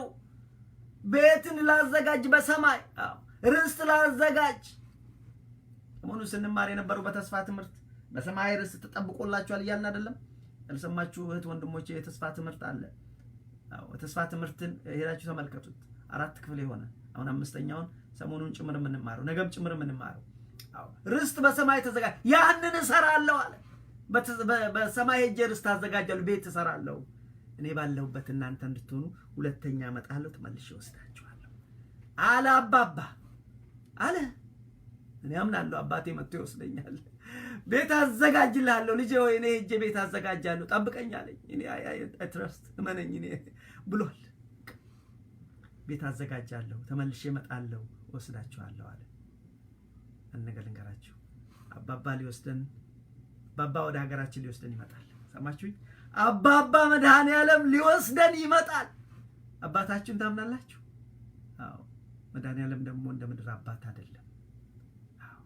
ሊወስደን ይመጣል፣ ወደ ሀገራችን ሊወስደን። ተዘጋጅታችሁ ጠብቁ አለ። እኔ እመጣለሁ፣ ወደ ሀገራችሁ ወስዳችኋለሁ። አባባ ይመጣል፣ አባባ ይመጣል። ወንድሞቼ እመኑኝ፣ ይወስደናል። እኔ ልጆኜ አባቴ ሩቅ ሀገር ሄዶ ነበረ ለብዙ ጊዜ እና ሁሌ እናፍቀዋለሁ፣ በጣም እናፍቀዋለሁ። ከልብ ነው የምነግራችሁ፣ በጣም እናፍቀዋለሁ አባቴ። ታዲያ ከኛ ቤት ማዶ ላይ ጉብታ አለ ወይም ደግሞ ተራራ ነገር አለ። ከወዲያ ሳይድ የሚመጡ ሰዎች ተራራውን አልፈው ነው ወደኛ የሚመጡት እና ወደኛ ሲመጡ ቁልቁለት እየወደ ነው፣ ግን ለኛ ከሩቅ ስናየው ተራራ ነው። ይሄ ሰፊ መንገድ ይታያል፣ የገጠር መንገድ። ልጅ ስለሆንኩ አባቴን ስለምናፍቅ ሁልጊዜ ያን መንገድ አሻግሬ አባባ ይመጣል፣ በየቀኑ እኮ ነው አባባ ይመጣል አለ እየጠብቃለሁ። እንግዲህ አባባ ይመጣል እንዴት ደስ እንዳለኝ እንግዲህ አስቡት። አባታችን መድኃኔዓለም ይመጣል ወንድሞቼ፣ እንደዛ ጓጉተን መጠበቅ አለብን። አባባ ይመጣል፣ መድኃኔዓለም ይመጣል ወንድሞቼ፣ ይመጣል አለ። ቃሉን አፈሳለሁ እንዳለ አፈሰሰው፣ እልካለሁ እንዳለ ላከ። አሁን ደግሞ ይመጣል። ሐዋርያትን ምንድነው ያላቸው? ባለፈው መላእክቱ ነጫጭ ለበሱት። እናንተ የገሊላ ሰዎች ሆይ ወደ ላይ የምታዩት ምንድነው? ይሄ ወደ ላይ የሄደው ኢየሱስ ክርስቶስ እንደዚህ ተመልሶ ይመጣል። አባባ ይመጣል፣ አባባ ይመጣል ወንድሞቼ። ሌላው አንድ ጥያቄ ጠይቁት እዛ ጋር በጣም አንኳር የሆነ ነገር። ሌላው እዚህ ቦታ ላይ አንደኛ ያሉት ምንድነው? አብን አሳየንና ይብቃ። እስቲ አባቴ አባቴ የምትለው ወደ አባቴ ሄዳለሁ ትለናለህ። ይሄን አባቴ እንደዚህ ያደረገ ትለናል። እስቲ አባትህን አሳየንና ይብቃናል። እኛ ሁሉ ነገር አይተናል። አሁንስ ምን አላቸው? አይ እናንተ አብን ያየ እኔን አየ፣ እኔና አብ አንድ ነን። አብን ያየ እኔን አየ። አብ በእኔ እንዳለ እኔም በአብ አለው። እናንተም ደግሞ አለ፣ አዎ እናንተም ደግሞ በቃሌ ካላችሁ በእኔ ትኖራላችሁ፣ እኔ በእናንተ እኖራለሁ አለ እግዚአብሔር። አዎ አብን አሳየን ሲሉት አብ በእኔ ያለ እኔ በአብ አለው። እናንተም ደግሞ አዎ እናንተም በሕጌ በሥርዓቴ ከሄዳችሁ በእናንተ ቤት እንመጣለን፣ እናየዋለን፣ እንመጣለን፣ ቤታችሁ አብረናችሁ እንኖራለን። እናንተ በእኔ ትኖራላችሁ። ለዚህ እኮ ነው ሥጋ ወደሙ ላይ ምንድነው ሥጋዬን የበላ ደሜን የጠጣ የዘላለም ሕይወት አለው ካለ በኋላ አዎ ሥጋዬን የበላ እኔ በሱ ውስጥ እኖራለሁ፣ እሱ በእኔ ውስጥ ይኖራል አለ። እኔ አላልኩም። ታዲያ ለምን እንበላለን? ከሱ ጋር እኮ የባህሪው ተካፋይ እኮ ልንሆን ነው። ሥጋውን እንበላው ደሙን የምንጠጣው ልክ ነው። ሰይጣን መንገዳችን ላይ ቆሞ ሥጋውን እንዳንበላ ደሙን እንዳንጠጣ ጋርዶና ሰይጣን ሰራ እኮ ስራውን። አይ ሰይጣን ክፉ ሰይጣን በነገራችን ላይ ዓላማ ሁሌ መግደል ነው። አት ኤንድ ከቻለ እዚህ ካልተ እስከ መጨረሻው መግደል ነው። ምን እንዳትሆኑ ሰይጣን ultimate goal to kill forever። እሱ ያቃታል የት ለዘላለም እንደሚኖር ሰዎችን እዛ ይዞ መሄድ ይፈልጋል። ወንድሞቼ የክርስቶስ ሥጋና ደም ተቀበሉ። ሥጋዬን የበላ ደሜን የጠጣ የዘላለም ሕይወት አለ ብሉ። ማናችን በቅተን አይደለም፣ ማንም ንጹህ ሆኖ አይደለም። እኔ ስቀበል አምላኬ የመጣው ለኔ፣ እኔ የመጣሁት ለኃጢአተኞች ለተዳደፉት ነው የመጣሁት አለ አይደለም። በሽተኛ መድኃኒት አያስፈልጉም። እኔ በሽተኛ ነኝ። ስለዚህ ክርስቶስ የሚያስፈልገኝ እኔ ነኝ። እኔ ቤተ ክርስቲያን ሲሄድ ሥጋውን ስበላ ደሙን ስጠጣ ብቁ ስለሆንኩ ሳይሆን እግዚአብሔር ሆይ እንደ ምሕረት እንደ ቸርነት እንደ ምሕረት እንደ ቸርነት ብዬ ነው። ስለዚህ ወንድሞች እንደዛ ነው። ሌላው እዚህ ጋር የተነሳው አንድ ከባድ ኢምፖርታንት ነጥብ ደግሞ ወይም ደግሞ ጠቃሚ ነጥብ በስሜ የምትለምኑትን ሁሉ አደርጋለሁ ኢየሱስ ክርስቶስ በሚለው ስሜ። ዛሬ ሰይጣን ይህን ስም እንዳናነሳ ኢየሱስ ክርስቶስ በሚለው ስሜ ከለመናችሁ አደርጋለሁ አለ። ወንድሜ ስማ፣ እኔ አይደለም ያልኩት። ሉክ በስሜ የለመናችሁትን ሰጣችኋለሁ አደርጋለሁ። በኢየሱስ ክርስቶስ ስም የለመናችሁትን ሰጣችኋለሁ። በአብ በወልድ በመንፈስ ቅዱስ ስም በእግዚአብሔር ስም የለመናችሁት። ለዚህ እኮ ነው ስንጠመቅም እንደዚህ የምንጠመቀው። ስለዚህ በስሜ የለመናችሁትን አለ። ቁጥር 13 ዮሐንስ ወንጌል ምዕራፍ 14 ቁጥር 13 ላይ በስሜ የምትለምኑትን ሁሉ አደርገዋለሁ ካለ በኋላ አንድ ማሳሰቢያ ሰጠን። ግንዛቤ እናንተ ግን እግዚአብሔርን እንወደዋለን ወይ ብዬ ቅድም ጠይቄ ነበር። መውደድ ቃል ብቻ መሆን የለበትም ማለት ብትወዱኝ ትእዛዜን ጠብቁ አለ። ትወዱኛላችሁ፣ መልካም። እናንተ ከወደዳችሁኝ አብ ይወዳችኋል። አብ ከወደዳችሁ እኔ እወዳችኋለሁ። እኔና አብ እቤታችሁ እንመጣለን፣ ከእናንተ ጋር እንኖራለን። እናንተ ግን ትእዛዜን ጠብቁ። እውነት እኮ ነው። እኔ ልጆች ኖረውኝ እኔ ልጆች አባባ እንወድሃለን ብለው ግን የማይሰሙኝ ከሆነ how disappointing። ተስፋ እኮ የሚያስቆርጥ ነገር ነው። አባት አለን ብለን እግዚአብሔር የመሰለ አባታችን ነው ብለን ካልሰማነው አስቸጋሪ ነው። አንዳንድ ጊዜ ሊከብድ የሚችሉ ነገሮች ይኖራሉ እኮ። ክርስቲያን እኮ አፕ ኤንድ ዳውን ነው። መውደቅ መነሳት ነው። there's no one perfect። ስለዚህ ብትወዱኝ ትእዛዜን ጠብቁ አለ። ዛሬም እግዚአብሔር ልጆቼ ሆይ ትእዛዜን ጠብቁ። ዛሬም እግዚአብሔር መንፈስ ቅዱስ ትእዛዜን ጠብቁ። ትእዛዜ ከባድ አይደለችም። ቀንበሬ ከባድ አይደለም። ለዝም ነው። ከባድ አይደለም። እውነት ነው። የእግዚአብሔር ትእዛዝ ከባድ አይደለም። በፍቅር ኑሩ እኮ ነው። አለቀ። እኔን ውደዱ፣ እግዚአብሔርን ውደዱ፣ ወንድሞቻችሁን ውደዱ። አለቀ። እነዚህን ሁለቱን ያደረገ ትእዛዛትን ጨረሰ። 10ሩን ትእዛዝ። የሚገርማችሁ እግዚአብሔርን ስንወድ ሰንበትን እናከብራለን፣ ሌላ ጣዖት አናመልክም። 5ቱን ትእዛዛት መጨረሻ እንጨርሳለን። ወንድሞቻችንን ስንወዳቸው የቀሩትን 5ቱን ትእዛዝ እንጨርሳለን። ሚስቱን አንመኝም፣ ገንዘቡን አንመኝም፣ ባሪያውን አንመኝም፣ አንሰርቅም። አያችሁ፣ እሱን ደግሞ 5ቱን ትእዛዛት ወዲያው እንጨርሳለን። ስለዚህ ፍቅር ይዘኪ ፍቅር ወንድሞች ቁልፍ ነች። በአምልኮት ውስጥ ፍቅር ትልቅ ነገር ነው። በቃ ትእዛዙ እሱ ነው። እርስ በርሳችሁ ተዋደዱ። ስለዚህ ብትወዱኝ ትእዛዜን ጠብቁ። እኔ አብን እለምናለሁ ለዘላለም ከእናንተ ጋር እንዲኖር አጽናኝ ይሰጣችኋል። ይሄን ነው እንግዲህ ዛሬ የተማርነው። ማጠቃለያ አጽናኝ፣ እኔ አብን እለምናለሁ አጽናኝ ይላክላችኋል። አብ ራሱ አስቀድሞ ተስፋ ሰጥቷል። ያንን ተስፋ የሰጠውን ግን እንዲልክላችሁ እኔ አብን እለምነዋለሁ፣ እሱ ይልክላችኋል። እኔን የመሰለ ከኔ ጋር የተካከለ ይመጣል፣ አጽናኙም ደግሞ ይላል። በጣም የሚያስደንቀውን ፓርት እንገራችሁ። ይሄ የሚመጣውን አጽናኝ ግን ዓለም አያውቀውም ማለት በስጋ ያለ ሰው አያውቀውም። በመንፈስ ቅዱስ ያልሆነ ሰው አያውቀውም። ዓለም አያውቀውም። እናንተ ግን ታውቃላችሁ። ለምን? በውስጣችሁ ስለሚኖር። እግዚአብሔር በውስጣችን አለ።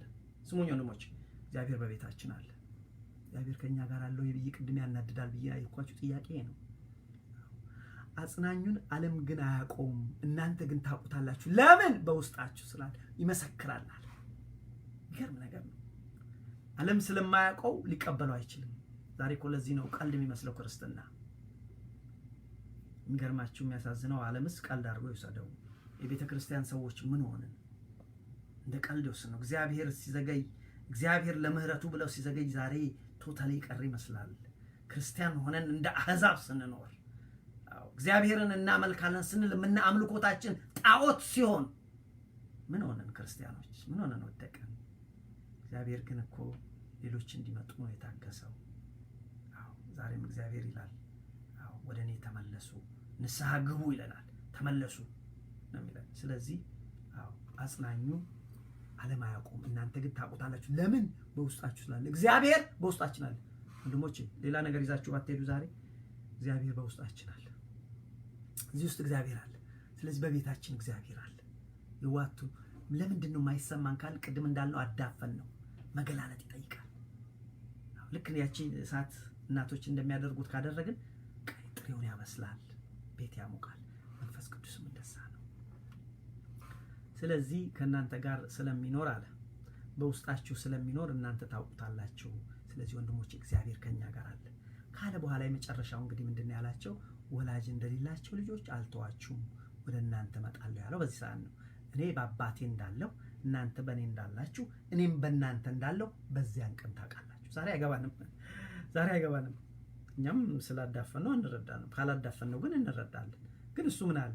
እኔ በአባቴ እንዳለው ቅድም ያነሳ ነው አብን አሳየን ሲሉት እኔ በአብ እንዳለው አብ በእኔ እንዳለ እናንተም ደግሞ በሕጌ በሥርዓቴ ከሄዳችሁ ከወደዳችሁኝ እኔና አብ በእናንተ ቤት እንመጣለን፣ በእናንተ ሕይወት እንመጣለን አለ። እሱ ነው እዚህ ጋር አጽንኦት ሰጥቶ እኔ በአባቴ እንዳለው እናንተም በእኔ እንዳላችሁ እኔም በእናንተ እንዳለሁ ልብ አድርጉ፣ እኔም በእናንተ እንዳለሁ በዚያን ቀን ታውቃላችሁ አለ። ቅድም ከጥያቄዎቻችን አንዱ ግን እግዚአብሔርን የሚወደው ማን ነው ብለን አነሳን። ያናድዳል። ለምን? ትእዛዙን የሚጠብቅ ሰው እግዚአብሔርን ይወዳል። እግዚአብሔርን መውደድ ስሜት አይደለም። ሰማችሁ? እግዚአብሔርን መውደድ ስሜት አይደለም። አሁን ልክ የትዳር ጓደኞቻችን እንደምንወደው ልጆቻችን እንደምንወደው ይሄ የስጋ ስሜት አይደለም። እግዚአብሔርን መውደድ ውሳኔ ነው። እግዚአብሔርን መውደድ ወገኖች ትእዛዙን መጠበቅ ነው። እግዚአብሔርን መውደድ በፍቃዱ መሄድ ነው። ለዚህ ነው ማን ነው እግዚአብሔርን የሚወደዋል? ብዙ ሰዎች ቤተክርስቲያን እግዚአብሔርን ትወዳላችሁ ብዬ ጠይቃቸዋለሁ። ጠይቅ ቢሉኝ አዎ ጥሩ ነው፣ እውነታቸው ነው። ግን አንዳንድ ጊዜ ቆም ብለን መውደድ ማለት ምን ማለት ነው? ወደን ምን አደረግንለት? ሱስ ጠይቅ nobody say anything። ምን አደረግንለት? ጊዜ ሰጠነው? ወደን ምን አደረግን? ጊዜ ሰጠነው? ቃሉን ለመስማት እንኳን የምንቸኩል ሰዎች እግዚአብሔር እንወደዋለን ስንል no my friend no ያቃለው ካልተዘጋጁ ሳይዘጋጁ የሚያሰለቹ እንደ የኢዮብ አጽናኝ ታስታውሻላችሁ አሉ። እንደዛ አይነት መምህራን ሳይዘጋጁ 1977 ደብተራቸውን አምጥተው የሚያስተምሩ እንዳሉ አውቃለሁ። I have seen my friends, I have seen that ንጉሳቸው መጽሐፍ 1977 ይላል። my god 1977 ኦኬ ደብተሩ ጥሩ ነው፣ እዛ ውስጥም ጥሩ ነገር አለ። ግን እግዚአብሔር ለተለት ያስተምረናል። እግዚአብሔር እኔን እኮ መጀመሪያም ያስተምረናል። ይሄንን ለዚህ እኮ ነው ከእናንተ ጋር ይሄንን የምካፈለው። ሰማችሁ? ስለዚህ እረዳለሁ። አንዳንድ ጊዜ ሰውን የሚያሰለች አገልጋይ ሰዓቱን ጸጋውን የማያቅ አንድ ሰው ዘማሪ ሆነና እሱ ጸጋ ሆነና ሰባኪ ሳይ ካልሰበኩ ይላል። ሰውንም ያሰለቻል። እንዴ ያሉት እንቅልፍ ያስወስዳል። እውነት እኮ ነው። አንዱ ደግሞ ጸጋው ስብከት ነው ካልቀደስኩ ይልና መቀደስ አይችልም። በቃ ችግር ይገባል። እሱ ደግሞ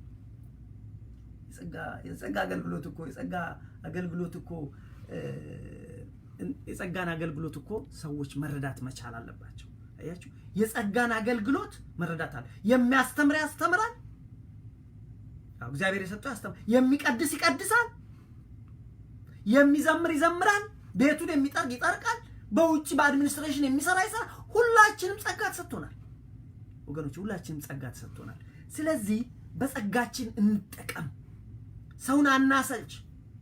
እነዛ የኢዮብ ጓደኞች ታስታውሳላችሁ? እንደዛ አይነት አጽናኝ ሰዎች አሉ። ማለት ያለ ጸጋቸው ያልተጠየቁትን እነዛ ሰዎች መጡና መጥፎ ሰዎች አይደሉም። የኢዮብ ጓደኞች መጡና ሊያጽናኑት ቁጭ አሉና ኢዮብ ወይ ይሄ ከኃጢአትህ ነው ምናምን አሉት። በቃ ሰበዘቡት። እንደ ኢዮብ ጻድቅ ሰው አልነበረም። በተስፋ ትምህርታችን እያየነው ገና እናየዋለን። ጻድቅ ሰው አልነበረም። ምን አላቸው? ሰዎቹ እንደዚህ ሰዎች ለማጽናናት መጥተው አሰንቾች ነበሩ። ዛሬም እኛ አንዳንዶቻችን ከጸጋችን ውጭ ስናገለግል የምናሰለች አገልጋዮች ነን። በተሰጠህ ለምን አታገለግልም? ዝማሬ ከሆነ በዝማሬ አገልግል፣ ቅዳሴ ከሆነ በቅዳሴ አገልግል፣ በሌላ ከሆነ በሌላ አገልግል፣ በሂሳብ ሙያ ከሆነ በሂሳብ አገልግል።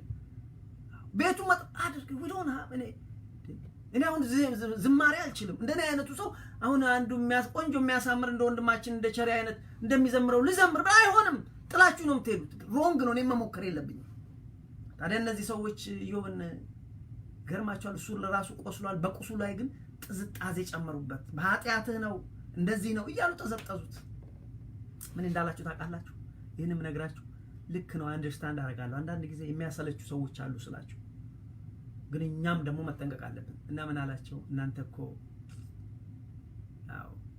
የምታሰለቹ አጽናኞች ናችሁ። ሰምታችሁ ታውቃላችሁ?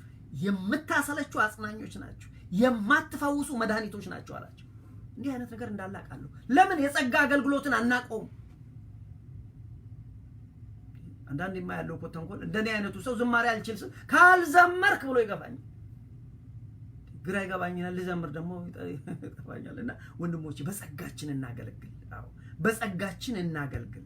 ስለዚህ ትልቁ ነገር እግዚአብሔር የሚወድ ማን ነው ብለን ያለው ምንድነው? ትእዛዙን የሚጠብቅ ሰው እግዚአብሔርን ይወዳል። ጊዜውን ለእግዚአብሔር የሚሰጥ እግዚአብሔርን ይወዳል። ምርጡን ለእግዚአብሔር የሚሰጥ ሰው እግዚአብሔርን ይወዳል። እግዚአብሔር እኮ ወንድሜ 24 ሰዓቱን እኮ አልጠየቀህም። ምናልባት እኮ 5 ሚኒት ነው። just give him a quality of time። ጥራት ያለው ሰዓት ስጠው ለእግዚአብሔር። ይናገረኝ ብለህ ቁጭ በል እስቲ። ዝም ብለህ ቁጭ በል እስቲ። ይናገራል። በቃ you don't have to do anything። መጽሐፍ ቅዱስ ማታንበብ እስቲ ቁጭ በል። ይናገራል እግዚአብሔር። አይ quality of time እንስጠው። አሁን እንኳን ሰው እኮ ሲቸኩል በቃ ነው ያለው። that's how we are። እግዚአብሔርን ይናገር ብለን በራችን አንዳንድ ጊዜ እስቲ እንትን ተለማመዱ ወንድሞች። እቺ ላይክ የ3 ደቂቃ ወይም የ5 ደቂቃ የ5 ደቂቃ እንትን እንለማመድ እስቲ ቁጭ ብለን እስቲ እግዚአብሔር ይናገር። ጠዋት ላይ ስራ ከመጀመራችሁ just take 4-5 minutes ቁጭ ብላችሁ እስቲ አንድ አቡነ ዘበሰማይ ደግሞ ቁጭ እግዚአብሔር ይናገራችኋል። ስለዚህ እግዚአብሔር የሚወድ ማን ነው ብለን ብንል ትእዛዙን የሚጠብቅ ብለን ስንል ደግሞ ቅድም እንዳልኳችሁ የሚወድ በዛ ነው፣ በአፍ አይደለም። እግዚአብሔር መውደድ የአፍ የስሜት ጉዳይ አይደለም። ይሄ ነው ስንወድ እኮ ፍቅር ሲይዘን ከእግዚአብሔር ወሬያችን ሁሉ ስለሱ ነው። ሁላችን በፍቅር ህይወት ውስጥ አልፈናል። ዛሬ መሰረታችሁ ሰዎች ታውቃላችሁ። ዛሬ ሚስቶቻችን የትላንት የትዳር ጓደኞቻችንን መጀመሪያ ስናቅ በቃ የተዋወቅናቸው ጊዜ ለሰው ሁሉ የምናወራው ስለነሱ ነው። በቃ ወሬው ስለነሱ ነው። እነዛ ያፈቀርናቸው ሰዎች ኢንጂነሮች ናቸው፣ ኢኮኖሚስቶች ናቸው፣ ስፔስ ቴክኖሎጂ ያውቃሉ፣ የእርሻ ምህንድስና ነገር ያውቃሉ። በቃ ስለነሱ እናወራለን። ለምን? ስለወደዳቸው። ገርም ጉድ እኮ እግዚአብሔርንም ከወደድን ወገኖች በስራችን በነገራችን እንደዛ ነበር የምንሆነው። እግዚአብሔርን ማን የሚወደው ያልነው ለዚህ ነው። ከወደድከው ቀን ሙሉ ስለሱ ታወራለህ።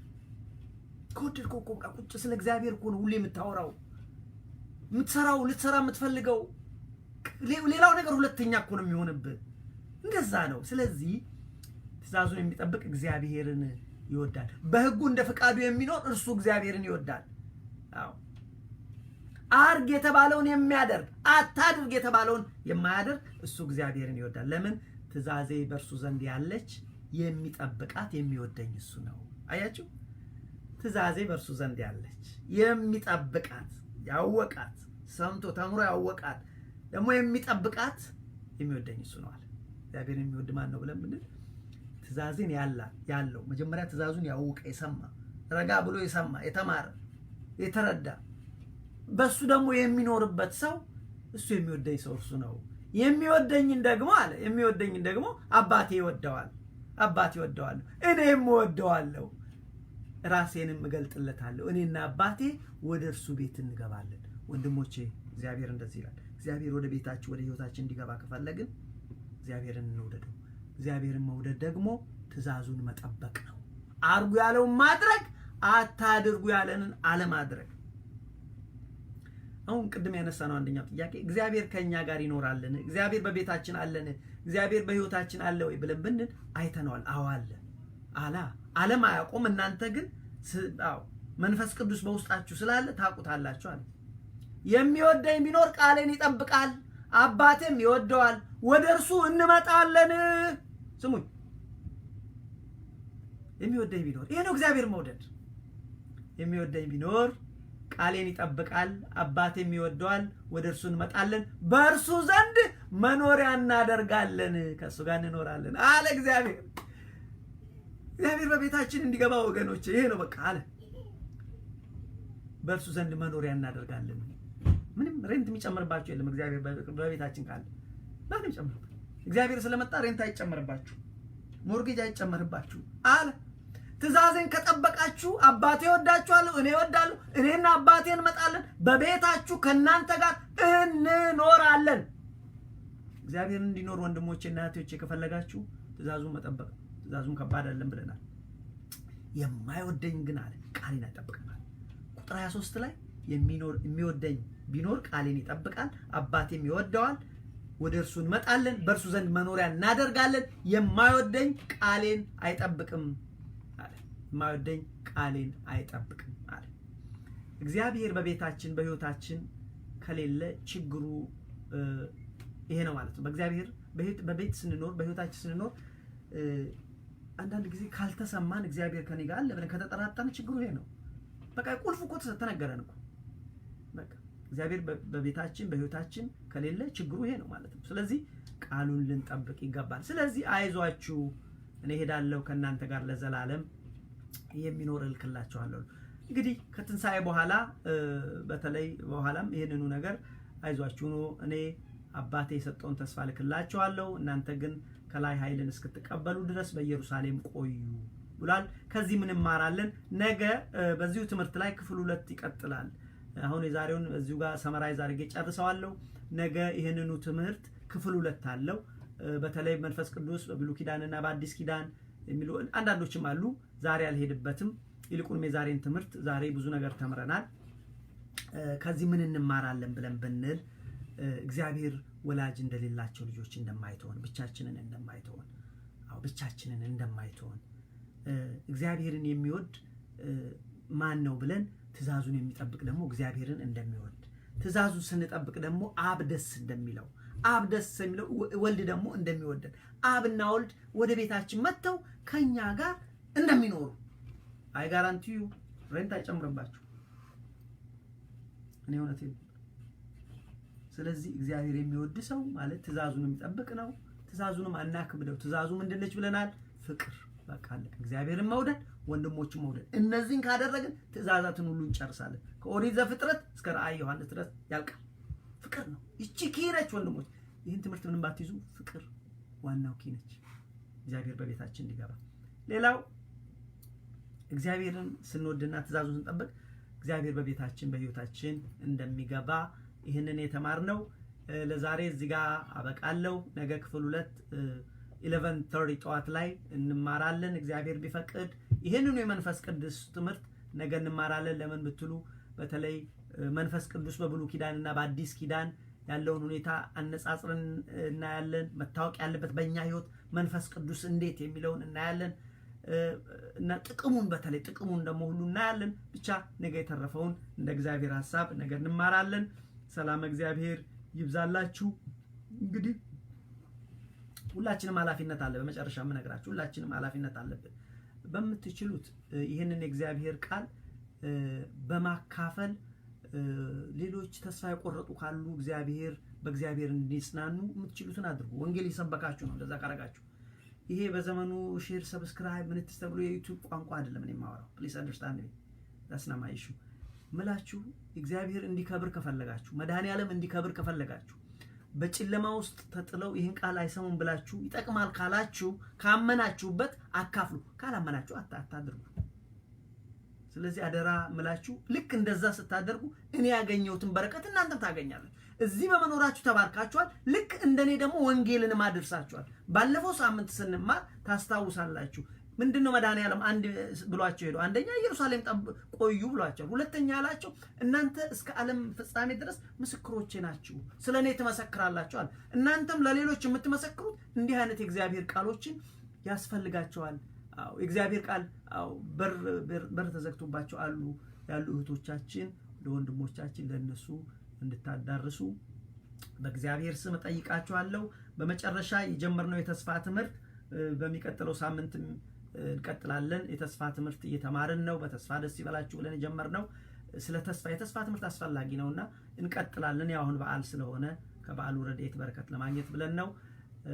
በተረፈ እነዛ ያመለጧችሁን ትምህርት ስለ ተስፋም ሌሎችም ያመለጣችሁ መማር የምትፈልጉ ቤተ እስጢፋኖስ ብላችሁ ጉግል አድርጋችሁ ቤተ አንድ ወርድ ነው ቤተ እስጢፋኖስ ብላችሁ አለ ሄዳችሁ ተማሩ። ሰላም እግዚአብሔር ይብዛላችሁ። ደህና ሁኑልኝ። በርቱ፣ ጸልዩ።